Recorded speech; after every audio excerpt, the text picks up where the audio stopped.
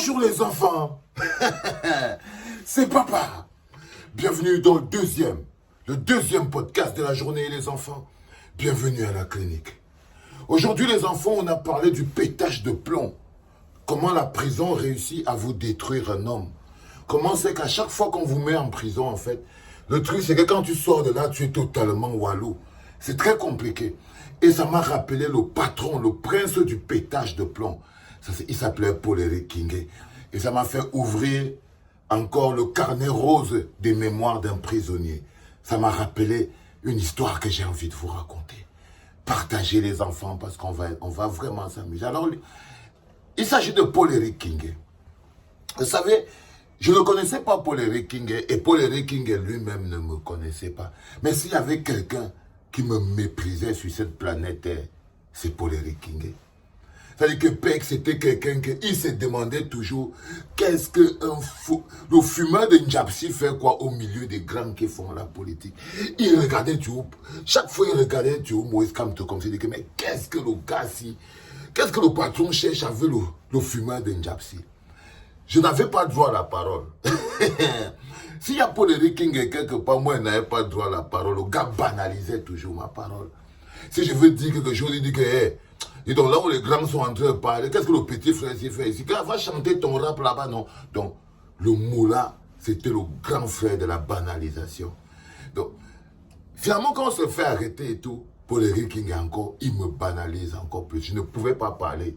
Si on s'assoit, parfois les taux là, le matin, ils s'asseyent et tout, on boit le café, on doit parler, il y a peut-être moi, j'étais assis là, il y avait Foguet qui était assis, il y avait N'Djamène qui a... Même N'Djamène avait la parole, mais moi, il n'avait pas droit à la parole.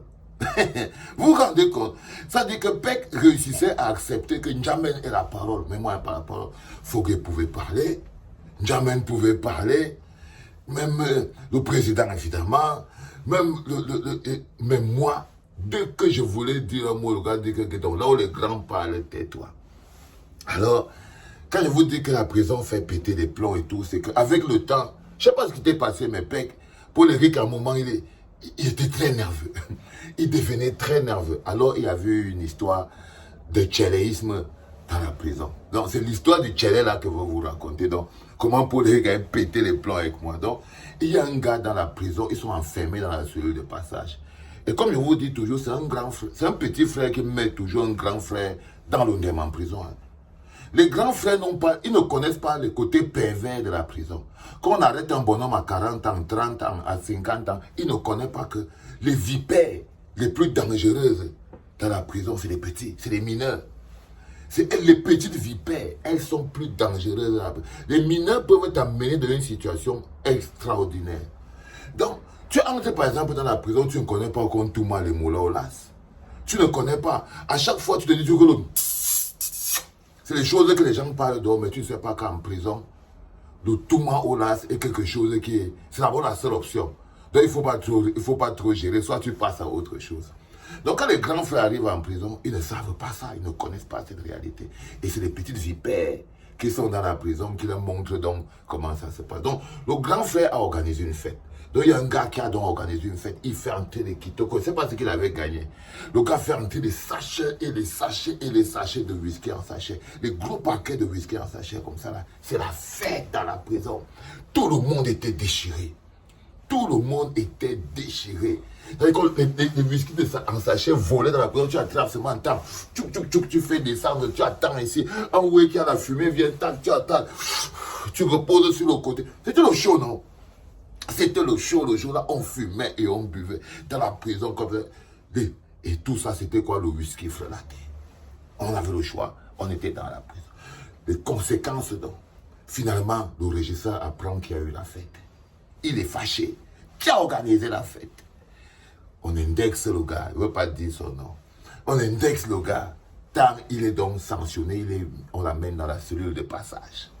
En isolation. Il est donc enfermé en isolation là-bas. Le temps donc, pendant qu'il est en isolation, il trouve un petit là-bas. Une petite vipère. En isolation. Le gars donc, il est en train de dormir.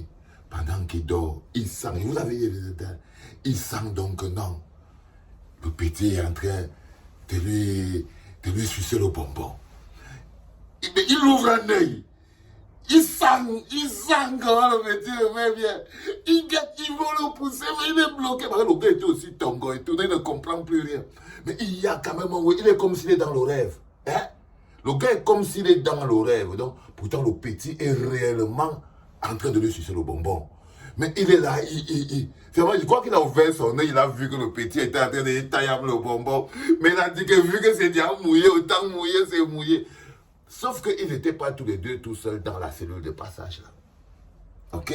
Et tant le petit qui est couché aussi, qui avait aussi été puni, une autre petite vipère le surprend. Il commence à taper. Oh, monsieur le régisseur, les Sangara, Angara, Sankara, il appelle déjà les régisseurs, les gardiens de prison. Il y a l'homosexualité. Non, il y a l'homosexualité. Il y a l'homosexualité. Le gars, quand il est mieux et tout, bam, ça va comment les régisseurs arrivent, on vient, on arrête le grand frère. On lui dit que petit, tu sais, on t'a toujours dit ici en prison que c'est un petit frère qui met un grand frère dans le nez. C'est le rythme de la prison comme ça. Tu n'as pas le choix. Tu es condamné et c'est interdit d'avoir des rapports homosexuels dans la prison. C'est interdit. Donc tu vas être sanctionné. L'histoire part donc dehors parce qu'il faut savoir à quel moment on arrive à Paul Eric King. Donc on commence donc à menacer le gars. Je dis seulement que les gars, attention, attention. Vous savez, ici, là, dans la prison, c'est pas la peine de... On est tous dans la merde ici. C'est pas la peine de commencer à insulter les gens. Il faut le brûler, il faut faire ceci. Paul Eric King m'entend en train de dire que non, le grand frère, il faut pas le brûler dans la prison et tout, patati, patata. Parce qu'il a été piégé par les petits. Il savait pas que les plus dangereuses vipérettes, c'est les petits. Mais sauf que le gars avait un problème avec Peck. Donc Peck a donc acheté le problème là. Il se met à lancer sur le gars. Non, c'est eux qui viennent détruire. J'ai osé dire le jour-là que non, Pec, dis donc, ne mélange pas tes problèmes personnels que tu avais dans Boy.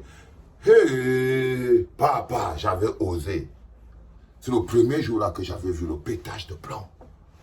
C'est le premier jour-là que j'avais eu le pétage de plomb. Ça veut dire que Paul Eric King m'avait insulté le jour-là, les gars. Mais moi, le grand frère m'avait insulté de peut-être 10 heures jusqu'à 20 heures. On a fermé, non? On a fermé.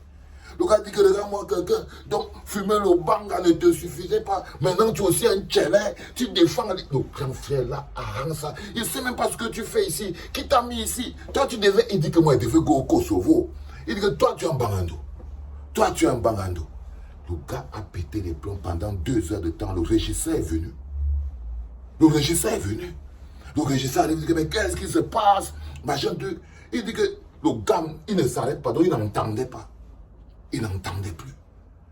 Et là, j'étais là, j'étais placé, je ne savais pas quoi dire. C'était un grand frère, on ne pouvait pas lui dire n'importe quoi. Parce qu'il m'énervait avec lui, là, ça pouvait aller très mal. Donc je le regardais seulement tous les jours. Le gars était insulte sur insulte. Insulte sur insulte. Il demandait, le jour où il est énervé contre Kamto, parce que parfois il pétait les plombs contre Kamto. Le jour où il est énervé, il dit que toi et ton ami, le Bangaman, là, vous êtes en train de faire du n'importe quoi. Ça, c'est qu'un homme politique qui s'en coquine, des gens comme les Valseros. Il dit que je ne savais pas. Je savais que c'était les Valseros, machin. Mais le gars me banalise, mais j'ai jamais vu un grand frère qui me méprisait comme ça. J'ai eu des grands frères qui me faisaient du n'importe quoi, mais dans grand frère, là, non, il ne me considérait pas. Il ne me considérait même pas le moindre du monde et tout. Donc le pétage de plomb était clair, ça l'énervait tellement. À un moment donné, je m'étais dit, bon, si je n'aide pas le grand frère ici à se calmer, peut-être qu'il va devenir fou ici dans la prison. Et tout ce qu'il voulait, c'est que je sois son pote. Tout ce qu'il voulait, tout la bagarre que vous voyez, c'était pour que ça. Je ne pas le voir, je dis que, mais il était un big. Qu'est-ce qui se passe même avec toi? Tous les jours, tu me rends ça au corps et tout et tout. Est-ce qu'il y a un souci? Moi, c'est ton bon petit Mola. Comment tu es là, tu me rends ça au corps, ça, tu transpires. Parce qu'il commençait, il transpirait, il pas prendre la serviette.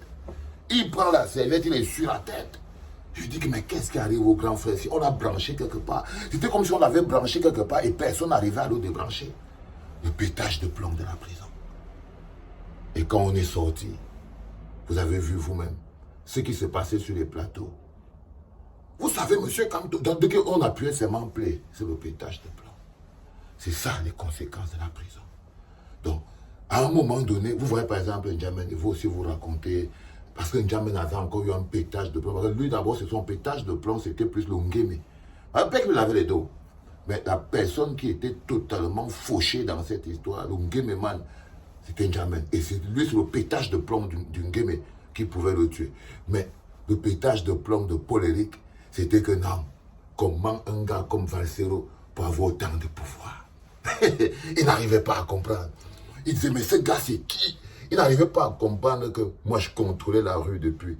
Donc, quand moi, je suis arrivé dans le business, c'est eux qui sont venus me trouver là. Comment tu intègres donc un gars comme Paul-Éric? Non, en fait, c'est eux les newcomers sur le combat là. Eux, ils m'ont trouvé là, c'est ça.